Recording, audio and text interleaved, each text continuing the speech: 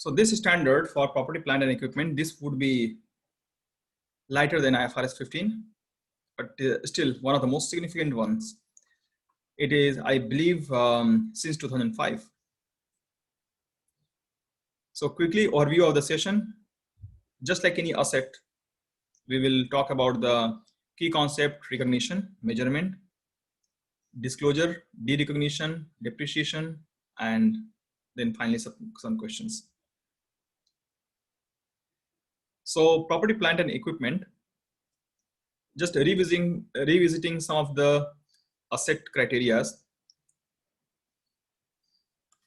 So typically assets are the resource, right, which gives the organization a long-term benefit and ability to even earn the revenue. So the future economic benefit, another definition.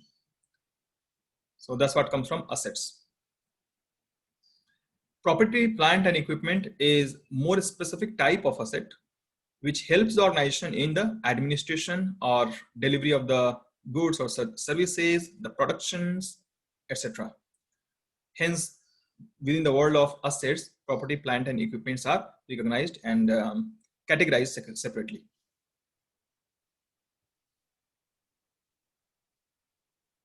So yeah, that's the point. So land and buildings are one category within the world of assets. Then plant and equipment, furniture and fixtures, computer hardware, that is a completely different group of assets. Other tangible assets, pre-financing and tangible assets under constructions. So something like a real estate, work in progress, and leased asset, there is a separate standard altogether for that. So it is beneficial in the world of accounting, not just for the standard making, that the property, plant and equipments or any assets are categorized as per their categories, like land and building, because the land and building are depreciated, the valuation, everything is done differently for them. Plant and equipment is dealt separately. Furniture and vehicle, again, will have a different life cycle and way of valuation, costing, everything. So it really helps when we categorize the assets in such groups. And there could be more groups. It is not a hard and fast rule that this is the complete list. Cost and fair value. So whenever the asset is defined, the cost, fair value, that pops us in the mind first. So what is the cost? And what is the fair value? Let's take an example of any mobile or maybe any artwork which is old. So suppose that an artwork which was bought in 1900s for 100 rupees, that is a cost of that artwork, right? 100 rupees that was paid.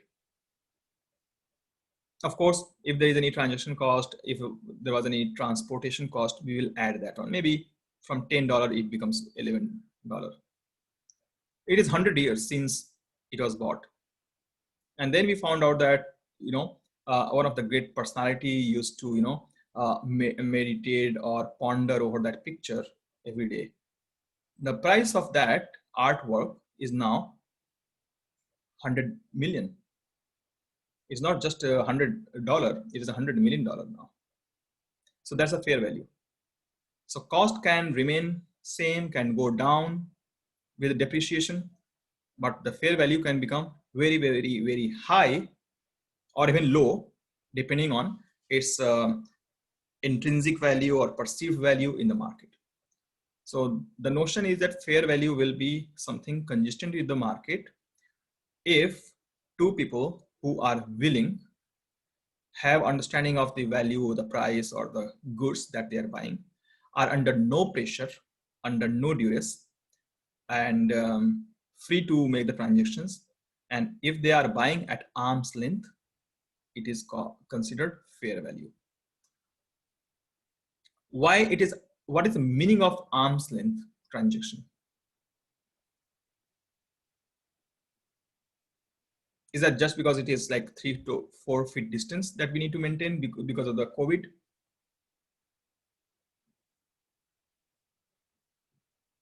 The arm's length transaction was popular much before the lockdown started. So what is arm's length?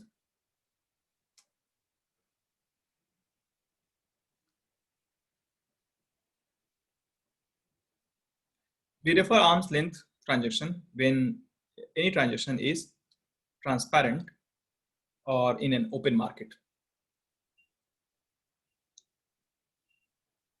Basically, the notion is that a transaction between two people, which is kind of open enough so that anybody else can see, observe, and listen what is going on.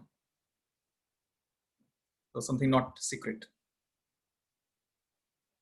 Now, other terminologies, useful life and depreciation. Simply, let's take an example of a truck. What is the useful life of a truck? Random, I'll just choose maybe 25 years. I never owned, I don't know, but it could be 25 years. So that is useful life, because I expect that I can use the truck for 25 years for carrying goods and services for me, and it will remain beneficial to me. I can extract the useful economic benefit from this. It can be, it can help me earn revenue and income. So it is my useful life of the truck. Depreciation, every year its value will erode because of wear and tear, or maybe when the new model will also come and the tools and equipments are not available for the truck, it will be subject to depreciation. Depreciable amount. So the dollar or INR value which will be charged in the profit and loss account as an expense for any particular year or reporting period is called depreciable amount. Okay. Then the residual value, any value which is left over after you reduce the cost minus the residual value is the cost minus depreciation. So if you reduce the depreciation for the year from the cost or carrying value, that becomes the residual value. So let's take an example. And in fact, before that, so the asset or any property could be of two types. One, when owner occupies the property or utilize that as well. So that is a typical property, plant or equipment or computer device or any such things. But that is more relating to operations and business and trading. Often, some assets are held in the long term. The objective is to earn either rental or wait for the capital appreciation, like having a multiple of the price, just like any real estate building. Often people own it in the hope that it will multiply in value and they will make good money. There is no intention of that property to be utilized by the owner on day-to-day basis, or they don't intend to develop that further. It is just kind of either investment for capital appreciation or earning rental income. So that's investment property. When you try to get economic benefit, utilize that on day-to-day life in the manufacturing use, your personal use, then it becomes owner occupied property. Here we are going to talk about recognition and measurement. So initial recognition is typically when you buy something, and after buying, you need to account for the cost. That is the time you have all the invoice and numbers to do the accounting for initial recognition.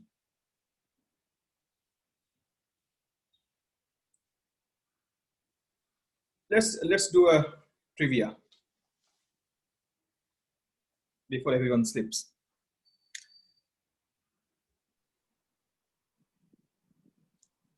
You spend some time to find out which Apple laptop is the best one, right? So it costed you some 10,000 rupees just to find out which Apple laptop is best. Because nowadays the Apple laptops are coming from any value. It could be from 60,000 to 60 lakhs. There's a Apple Pro Mac, I think, that is costing around 59 lakhs. Okay, so you thought you need to buy one Apple. It has a good brand. It gives a good feeling. People think highly about those who own Apple laptop. So you wanted to buy and you wanted to get consultancy. So somebody referred to you that there's a product and you can add some more softwares to that, and you like that advice. You decided to buy an Apple laptop with certain add-ons or ancillary products. The advice costed you 10,000 rupees. So laptop you bought was 10 lakhs worth of laptop.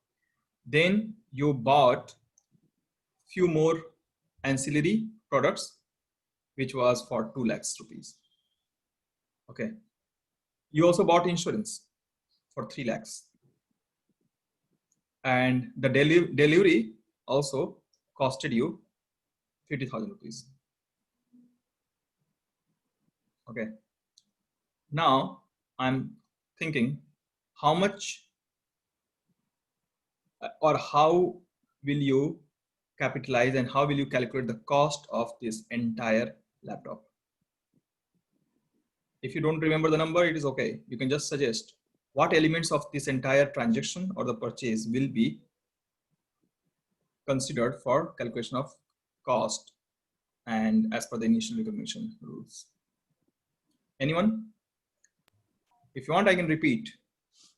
Somebody help you and charge 10,000 rupees to buy the right laptop. Then you bought the laptop and you bought for 10 lakhs and you bought a few ancillary products, add-ons for 2 lakhs. Then you bought the insurance for maybe another 1 lakh. And then it costed you some 50,000 for the delivery and transportations. What is the cost of the laptop if you want to account it for a company, private limited company, as per IAS 16? So Nidish, I think laptop, what is the cost I paid for buying and installation? So basically 10,000 I bought it as a consultancies to be purchased as the right one, and the transportation charges, both thing should be included into the cost, and the insurance is a separate thing which is require. I was just thinking like insurance would be a separate as a expenses to be booked in the financial statements. It will not be part of the real cost of the product, what I feel. And the 25,000 this add-on services, that is also should be a separate. It's not a core cost of the value of the product. Not sure, but Add-ons, right? Yeah. So are you saying that you are going to add add-ons or not? No, I will not add add-ons. Okay. Should we do some voting? How many people agree with this?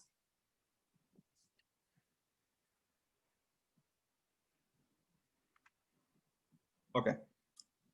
So the first thing, the consultancy ones, right? That's where we started with. Yeah.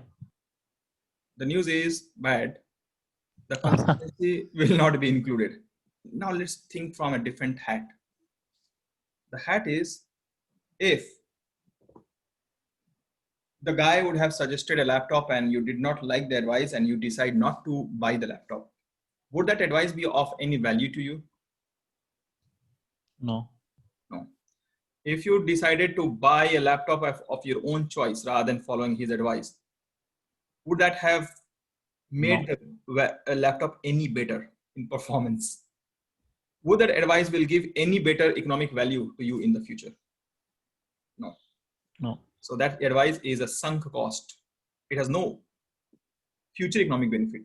It did not enhance the power of the laptop to the next level. It is just a laptop. The price of the laptop was still the same, whether he advised or not, right? So that is a sunk cost. So any consultant and come or advisor or anyone like me comes and tells you something, that is sunk cost. So in this, I want to change my answer now.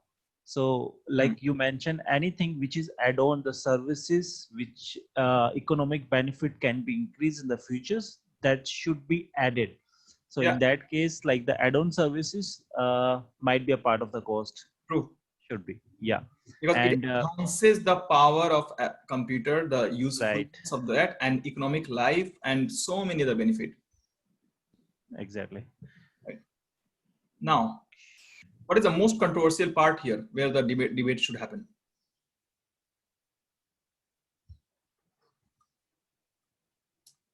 The insurance, obvious one. That's the controversial part. Insurance is actually just stay there somewhere, but it does not really kind of enhances the power of your laptop, does it? No. No. Then how about the transaction cost? Sorry, the transport cost. I talked about 50,000. Transport should be included. No, it should not be included because that Because also the one-time charges, right? we are carrying and installations for anything. I'm not sure for the computer. I'm not sure. I think it should be a part of the cost because till the installation happen, everything expenses what is we used for the installations and the working conditions should be a part of cost. I think, not sure. So essentially, that transaction cost, whether it is coming on the plane or a Tela, etc., basically will give an impression that it's not going to improve the power of your laptop or your business. But essentially, if you don't spend on that, you cannot get the laptop on your desk. So it should be considered like a part of the laptop, the expenditure which is essential to bring the laptop at your desk and get it installed. So that should be part of the cost. Okay, that should be capitalized, technically speaking. Okay, now back to insurance. Insurance is going to be functional only when somebody threw the water on your laptop or the cat pushed it to the ground. Does that extend the life of the laptop? No. What? Extend the life means Extend the life of the laptop? No? it would be breakdown. It would be breakdown, but like as I have the insurance, so I can get it one. So yeah, so if I get it a new one, then yeah, obviously it's extended. Yeah, whether new or someone just Repeated. fix it, ultimately, imagine the situation that, okay, the cat pushed the laptop and it is broken. You don't have the laptop. What will happen? Your work is going to stop. Economic benefit is going to stop. Versus if you have the insurance, your economic benefit is going to continue. So is it not that insurance is going to extend the economic life of the laptop? Yes, subject to the conditions, like if it's breakdown. Yeah. Exactly. Subject to the breakdown, or if the condition or the terms of the condition of the laptop generally is to kind of maintain the life or the functionality of the laptop. So ultimately, the economic benefit is going to improve. Whatever be the case, the economic benefit is going to be improved or guaranteed. So that would be something to capitalize. Okay. So with this, we have covered the intricacies of decision making. Now, this will sound very easy now. Okay. PPE or not. So it's essentially saying that whether you are going to recognize the cost, sorry, the expense or cost for the PPE. Now, resource controlled by the organization, yes or no? If yes, move on. If the resource not controlled by the organization, you are not the owner as an organization. It is an expense. It's just like using the printer on hourly basis and you are paying to someone. Future economic benefits are expected. Yes, then asset, no expense. So that means we have established it is an asset. If resource controlled by the organization and the future economic benefits are expected by the organization to the organization, then it is an asset. It does not stop here. Is that asset going to be used for, as we established earlier, for commercial or administrative purpose by the organization, for the organization? If the answer is no, then we have to think if it is a different type of asset. Maybe it is investment asset, investment properties, or something else. It cannot be property, plant, and equipment. We are not just talking about any general asset. We are talking from the perspective of property, plant, and equipment only. If it is not relating to production, commercial, or administrative purpose, then categorize that as an asset. I'm not saying it is not an asset, but a different type of asset. We have talked about different varieties of assets earlier. If yes, then what is the reporting period? Is that more than a year or one reporting period? If answer is yes, then can we reliably measure this? If we cannot reliably measure this, again, it becomes an expense. Because when the asset cannot be measured, it could be anything but asset. So if it can be reliably measured as well, it is property, plant, and equipment. So essentially the two maroon boxes are indicating two critical points of decision making for property, plant, and equipment. So Nidhi, so how I can segregate the resource controlled by the organization point? How I come to know like this is the future economic benefit or not? The first point. If you're the director of the company or manager of the company, you'd know that. So you're looking for the printer, okay, simply. And there was a guy, he said that, okay, we can give you the printer on daily basis. You can pay me 1,000 rupees. Okay. Yeah. And the guy is saying that, okay, it is for 1 month. And after that, I need this printer. How would you? So you can also pay 30,000 rupees on first day itself to use that printer for the entire month. But after that, the guy will take away the printer and you have to find out another vendor. Question is that an asset or an expense, that 30,000 rupees? Question is the organization controlling the, is the organization controlling the printer or the resource?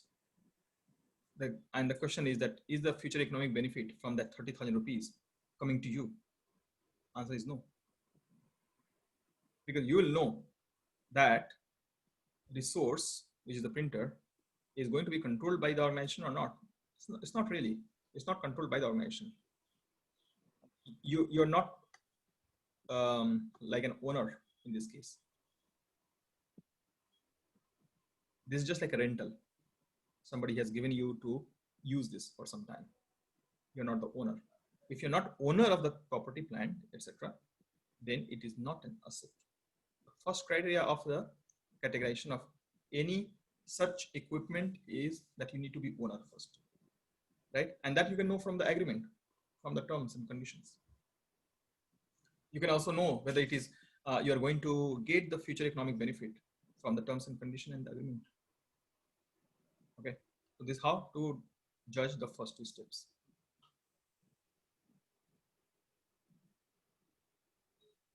They are good? Yeah. Then at the side, there are some other rules, but we have discussed that one. Timing of initial recognition, it should be done on the date of acquisition. Why to delay? The first day when you make a payment of dollar, rupee, recognize that on that day itself. There could be certain complications too. Suppose that you made a payment on 25th of December, and the fact that it was Christmas coming, the machine, the printer, our favorite machine, was not delivered. Okay. Then what happens?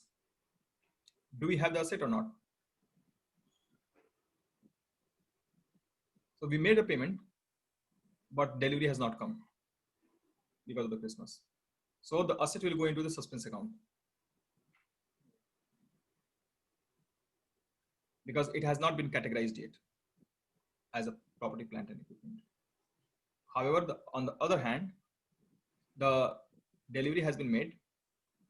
The organization has started to use this, but the billing is just pending, right? That happens often. Many organizations don't pay for 30 days, or sometimes it takes more time. In that case, it is still a PPE. This is more for the year end when the reporting deadline is between the delivery and the billing date.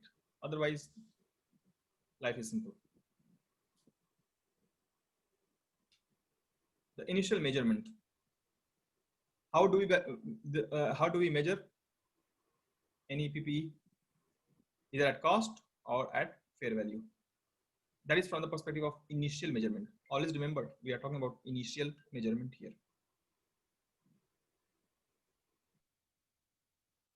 Then comes subsequent measurement. When? So suppose it is 2020, you buy something at cost and you estimate the useful life as 6 years. You think it will continue until 2026. Initial measurement, you just look at the invoice, transaction cost, add everything, insurance cost maybe, any add-ons, book it as a cost, initial measurement. Then subsequent measurement will come from next year, whereby you have to continuously check whether the asset is still economically useful or the useful economic life is still consistent with your initial judgment, the judgment in 2020. If there is any change, we have to deal with that as per the next few slides. Here, we are talking about the components of cost. We have discussed that anyway, but we can revisit. Suppose there is any asset which is massive, which needs to be installed. So the preparation of the site will be considered in that. So when you try to install something on a particular site or office space, whatever the space it takes, that cost of the site's preparation will be part of the cost. So anything which is required to set up, install, get your machine functional, up and running, produce something out of that, all this thing is part of the cost, initial cost of that machine. Only thing that is not part of the cost, something before the decision is made. Often what happens that you have not decided for which machine to buy, or you are still hunting for that. Until that point of time, all the expenses on the research and development or finding out and hiring the consultant to know which machine is the best, or maybe making telephone calls, all those expenses are considered sunk cost. That is not added. But once you decide that this machine is required, and then you need to spend money to set up, get it up and running and install, then every single dollar is added to the cost, including the site preparation. And not only that, if you need to kind of clean up the site after the end of the economic life of that machine, even if say it is 20 years later, you need to remove that machine, and removal of that machine and kind of bringing the site in the original condition. Otherwise, the site owner will sue you. It will cost you something 20 years later. You need to estimate that dollar value. Maybe it is 1 million. Use a reasonable interest rate, calculate the value of that future dollar in present value today, 2020 May, how much it will be. And you need to also add that in the cost of the machinery or PPE, right? Even the cleaning situation has to be added. Let me take even a more pertinent example. If you install something in the mining site, a machine, and after 20 years, you need to remove that. So generally in the mining side or anything which is kind of interfering with the nature, and after you remove everything, it will take substantial effort and time, money to reinstate the situation as it was a few years back. You need to spend substantial amount of money to bring the site in the previous condition. That money could be substantial. You need to estimate and take the present value and add to the PPE.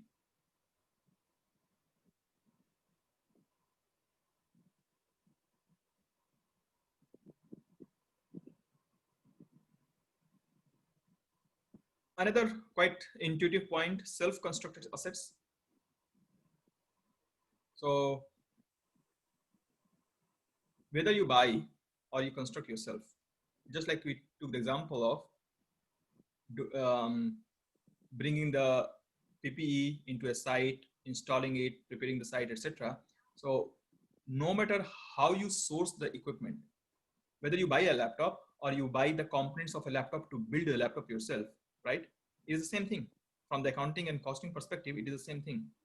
Whether you give once of 60,000 rupees to HP to buy the laptop, or you buy it from the market, all the components, and you assemble it together yourself, and still it costs 50,000, 55,000, doesn't matter.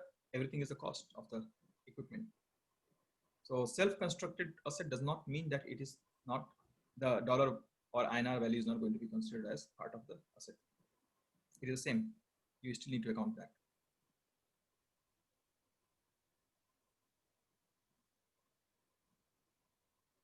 Exchange of assets.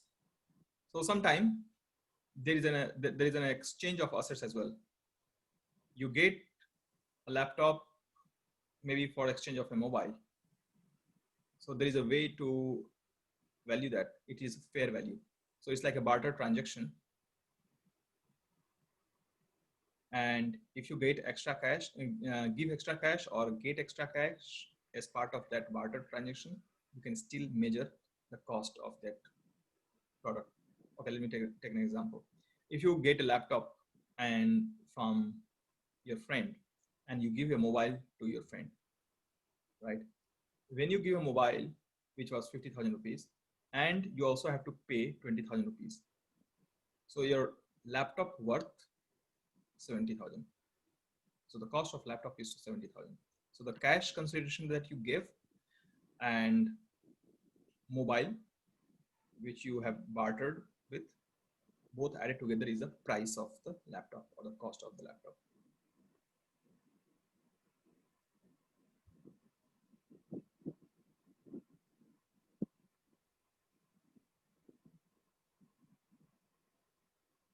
Are we good so far? Okay. The subsequent expenditure. So again, very intuitively, when you have a laptop, so suppose that we are buying a lot of laptop today. So 2 years later, you realized that your laptop is still performing as expected, but you need more memory. So you added some RAM. And apart from that, you also added some hard disk. It costed, RAM costed you 2,000 rupees. I don't know what's the price. And hard drive, 5,000 rupees. It is not compensating for the lack of performance of laptop. Your laptop is still performing at the same level 2 years ago, but you want to just make it better, right? Is that cost which you incurred going to be added to the laptop or not? Are you going to capitalize that cost, additional cost that you incurred? Do you want to capitalize that or not? Yes, we do. Why? Because it's like just take example, like if I have purchasing the hard disk and future, like if it's required to be added. So if the transfer data is more than like what is the space in my laptop, so then it will be helpful, and it's helpful for the features also. So that's the reason it should be included, I think. And okay, and what if the initial RAM that was there in the laptop, and with time, in 2 years basically, you thought that the life of the laptop is 5 years, but then 2 years later you realized that in a given situation, laptop is not going to last until 5 years, until and unless you spend another 5,000 rupees to upgrade the RAM. If you don't upgrade the RAM, spending 5,000 rupees, your estimated life of the laptop 2 years ago will be wrong. Your laptop will crash before 5 years, unless you upgrade the RAM by spending 5,000 rupees. So you called your IT administrator and swiped 5,000 rupees, right? Now, are you going to capitalize that cost of 5,000 rupees? So in that case, we can recognize as an expense. Okay, that's right. Because your initial life is not going to be extended. There's Yes. nothing new coming up. No new economic benefit is going to be realized. It's just that you are trying to maintain the performance which you expected earlier. So if you're trying to spend any money for the maintenance of the same performance which you had initially envisaged for, that is expense. So this is how we look at the subsequent expenditure. Once you buy and recognize the cost, but there could be some other expenditure, you have to really look at the purpose of that expenditure before you decide whether or not to capitalize the expense. So modification of any item of plant to extend its useful life, including an increase in the capacity. So there we capitalize. Upgrading machine to achieve substantial improvement, we capitalize. Adoption of new and production process, we capitalize.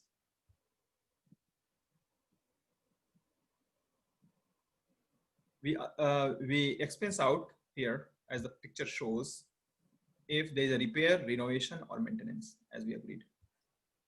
All right. Subsequent measurement, depreciation. When we depreciate, we typically depreciate when we know that the useful economic life is low, or there is a substantial reduction in the life of the assets, and there could be some market indication as well. So it's saying that a depreciation will be allowed on a systematic basis over the useful life. So that is so actually that's a normal trend. When we know that the life of the asset is for 5 years, we can straight line or reducing balance method, we can decide to depreciate. So that's a normal way.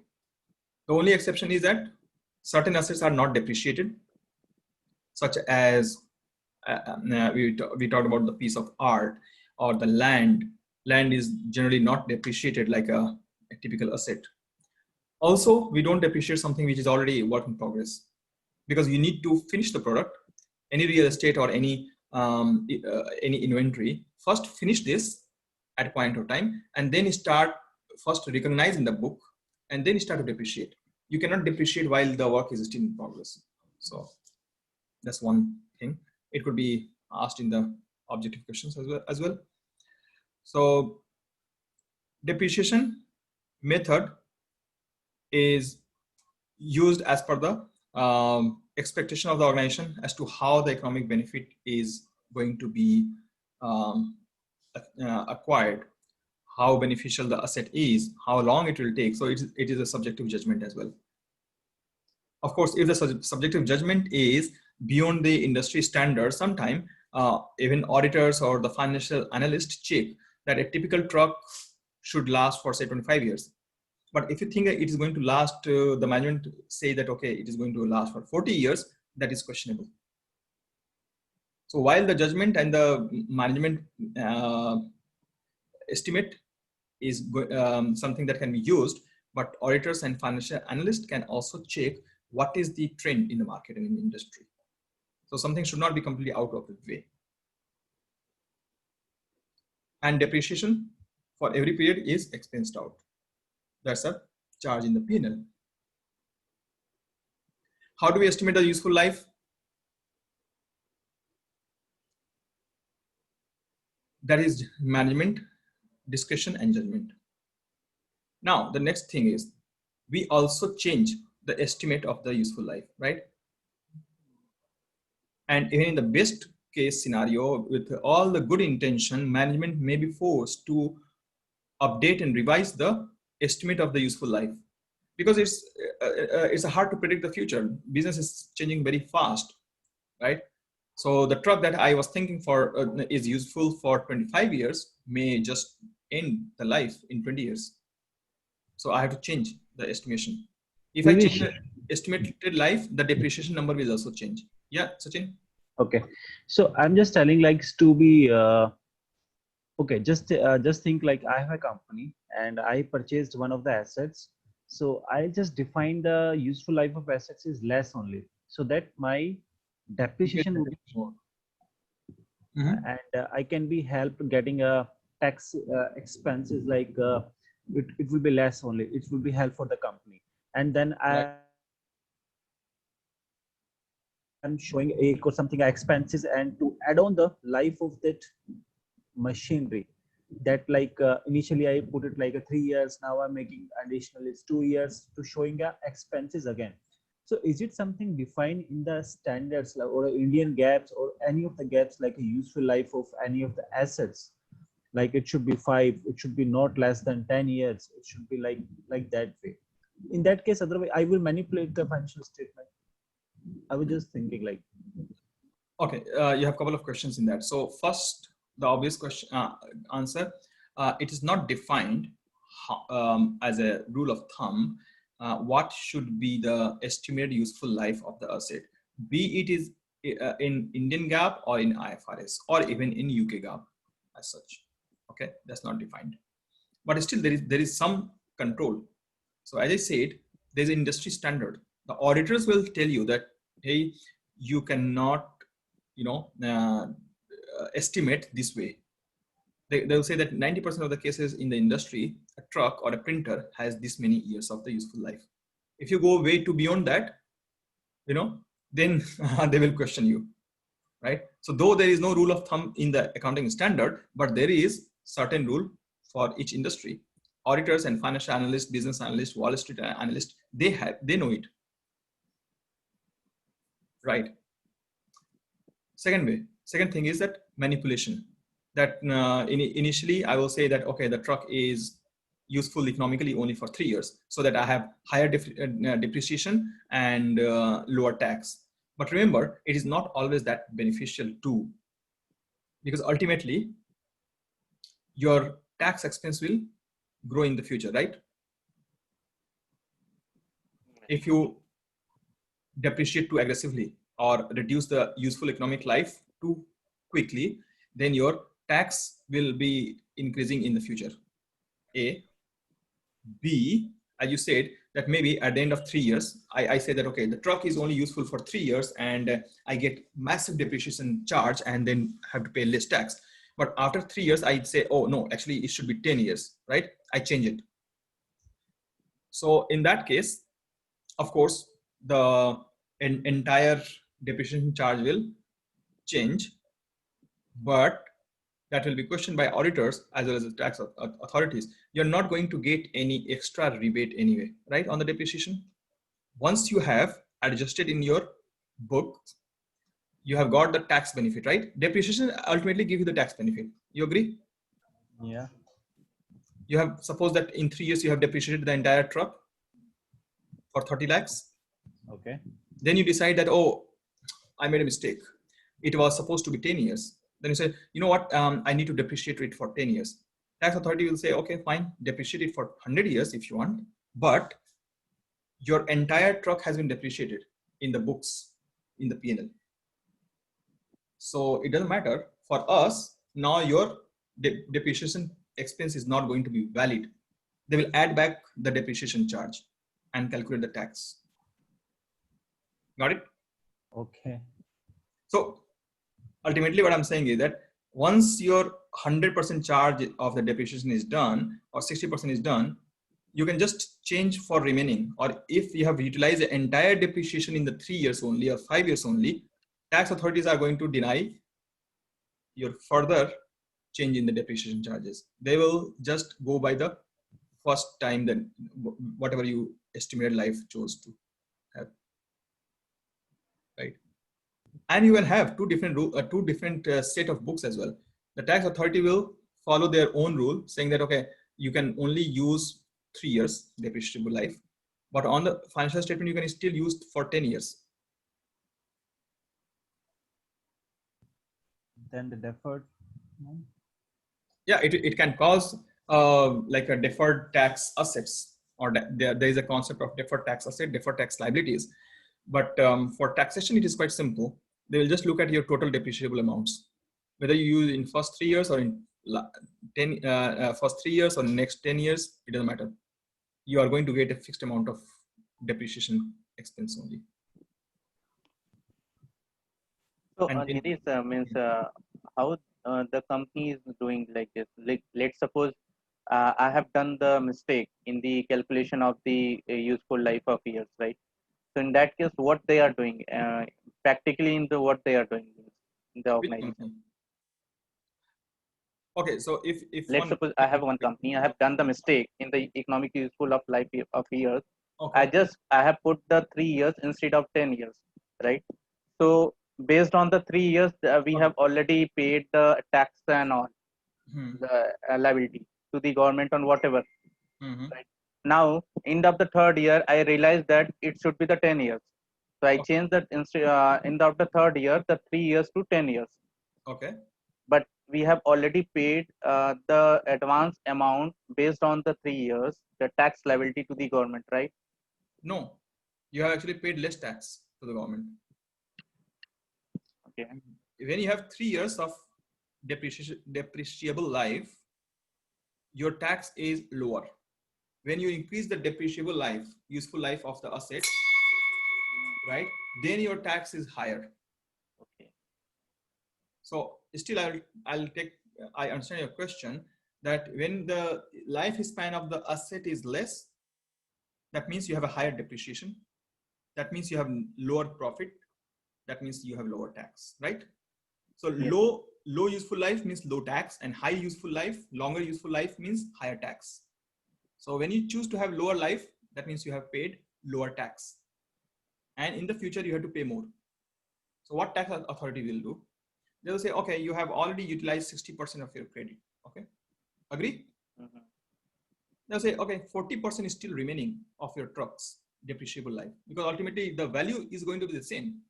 So that 40% you can maybe extend for 3 to 5 years, by 3 to 5 years. A, but B, you also need to explain what caused and what enlightened you to change that estimation, right? So in practical sense, these things do not happen very frequently. If there's a printer or the truck or anything, management has to have the experience of the industry. Auditors will check it. There will be several levels and levels of review of the financial statement. So more than 99% chance is that these things are rectified on the first year itself. It will not go for second, third, fourth year. Even if it happens, in that case, tax authorities have very clear idea. Your 40% of depreciable tax credit is still there. You can use that. Whether you use in 1 year only or you can extend it for 10 years, it's okay. But then you cannot go in whatever you do, you cannot make the estimation completely out of the world. It has to be reasonable. So then it doesn't matter much. If the average life of a truck is say 25 years, I can maximum do it 28 or 22. I cannot go for 50 years or 10 years, right? So practically it does not cause much problem. One of the key important point here is rather that if you're changing the estimation here, right? And let's connect it to our other accounting standard, IAS 8, right? Accounting for the estimates and the accounting policy. Whenever there is a change in estimate, it is applied retrospectively or prospectively.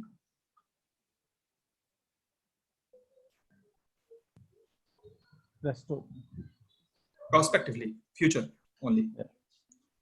Now you can see it is easier to make the estimates change because it does not complicate things much.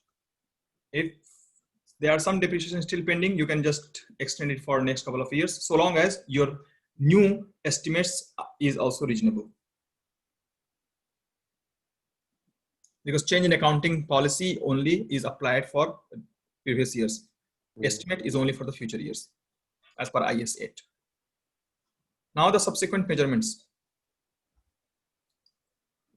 So that says your subsequent measurement means like next couple of years measurement should be done on the benchmark basis, like a cost minus accumulated depreciation. So of course you have the cost already and you need to subtract the depreciation on regular basis. We'll see some good numerical example. Here, a very visual presentation on how it will look like. In the balance sheet, debit the net tangible asset, which is the cost plus all the add-ons, blah, blah, blah, we talked about earlier. So debit that. In the balance sheet, there will be some revaluation charges. Typically, revaluation charges are credit balance, which is a negative value, which reduces the value of the asset. So you need to credit that one. Because it reduces the value of the asset, it is an expense as well. So that is debited in the P&L. So here you see revaluation decrease, debited. Of course, depreciation, which is regular depreciation, you also debit. And any repair and maintenance expenditure we talked about earlier that you spend to maintain the life of the product, that repair and maintenance is also debited. So you can debit all such expenses in the P&L which relates to that product, and also credit the revaluation amount because that reduces the value of the asset, and net tangible asset is the only thing which is debit. A quick example. It is in fact nothing exciting in this. It is saying that there was a consultancy charge of $4,000, and then there was a purchase price of $50,000, import duties $2,000, transportation for $3,000, and installation expense of $5,000. What will be the depreciation if the estimated useful life is initially 5 years? So let's pay attention to the consultancy charges of 4,000. Also, there is an import duties of 2,000 rupees, okay, or euros.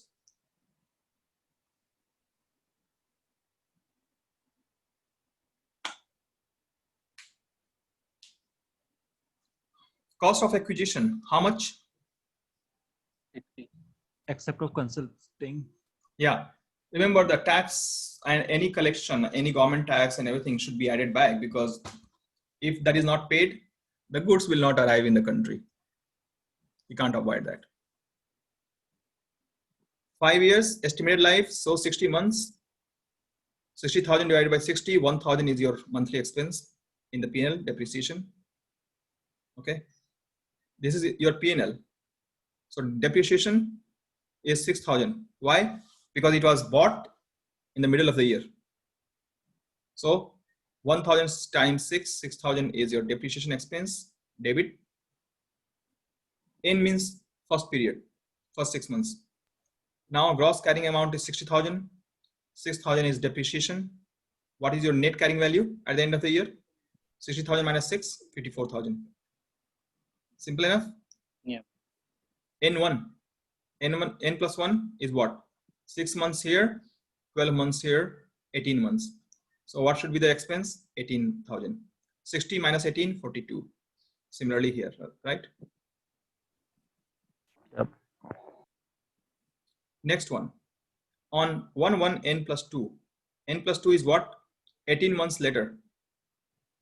On the 1st January of third year, 18 months later on, organization revised the useful economic life, which is decreased to 4 years. So just like what you mentioned earlier, organization changed. Now it is 4 years. How much was earlier? 5, right? Yeah. So change in estimate prospectively to be applied. Carrying amount 42,000, obvious, because 60 minus 18, is 42. So now the new economic life, new useful economic life is 4 years, 4, 12, 48 months. 18 months has already lapsed, so 30 months remaining. Okay, now 30 months will be used to depreciate the remaining value. What is the remaining value? 42,000, right? Yeah, 42. I made this little calculation here. So first 6 months, your depreciation 6,000, 12 months 12,000, then 16,800. Where this 16,800 is coming from? When you divide 42,000 by 30. No, sorry. I'm adding the number here.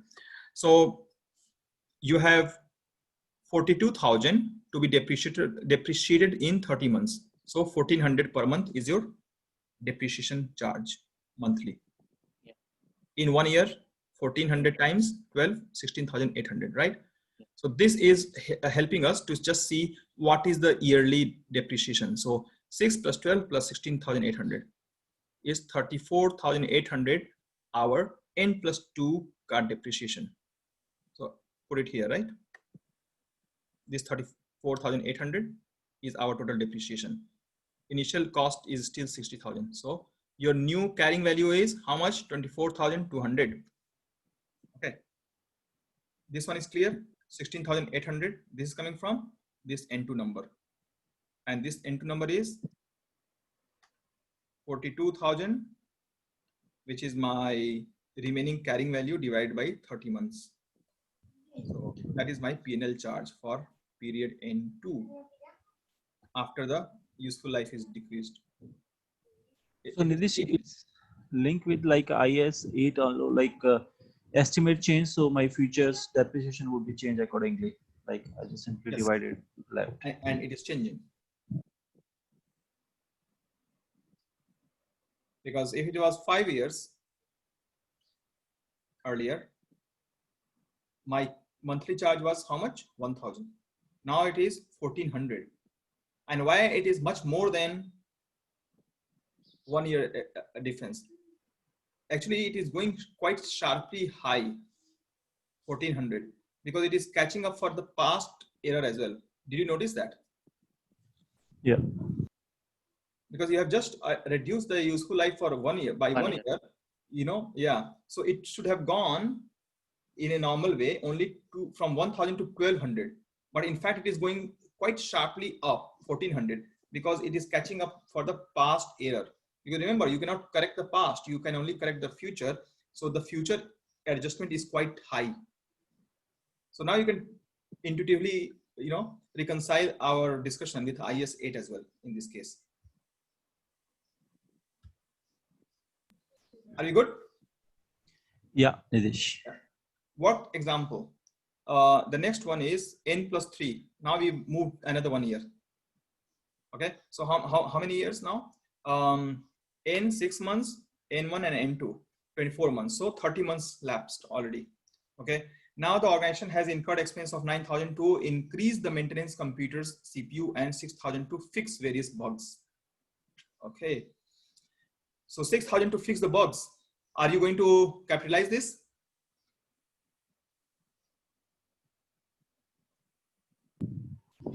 No. Is fixing the bug. Useful life is the same. Same, yeah. It is just an error that we are fixing. So nothing to capitalize, expense out. So see, immediately, you see the expense here, 6,000. I put it here. It's a debit, by the way. It's just that I'm trying to put n plus 2 and n plus 3. Should not be confusion that, okay, it looks like a credit. It's a debit, okay, in P&L. This is for previous year column. This is the column for this year. So I'm debiting the P&L by 6,000 rupees or whatever. And 9,000 to capitalize, right? Because we are increasing the mainframe computer CPU. Increase 9,000. For how much time? Only 18 months remaining for this equipment. So 9,000 over 18 months. Okay. So we got 500 rupees per month. You remember last slide, it was 1400 monthly charge. Yeah. Now we add 500, it becomes 14 by 19, I don't know. Yeah, 1900 times 12, it is 22,800. So you see here, little Excel I have added. You can use this one as a reference in case of any confusion. So 57,600 should be the total depreciation so far. So it is coming here. See, 57,600 depreciation. And you remember earlier there was a 60,000 only of capitalization.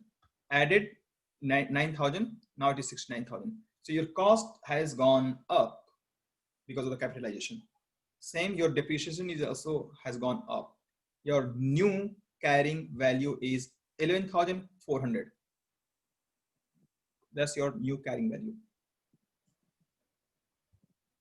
Moving on. Subsequent measurement, which is now impairment as well. Nidesh, as this is a new, I would say like little bit, we having a call at 12 for the office. So sorry for that. Like that's fine. Yeah. So yeah, we can continue with this standard in the next one. Okay, cool. Yeah, Nidesh, it would be helpful. Yeah. All right, no problem.